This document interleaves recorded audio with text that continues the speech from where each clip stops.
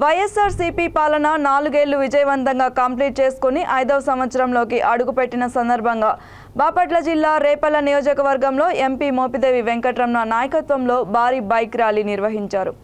YS Jaganmohan Reddy 151 మంది ఎమ్మెల్యేలను గెలిపించుకొని విజయోత్సవ బాటలో పయనిస్తున్నందున అభిమానులు కేక్ కట్ చేశారు. వైఎస్ రాజశేఖర్ రెడ్డి విగ్రహానికి పూలమాల వేసి నివాళులర్పించారు.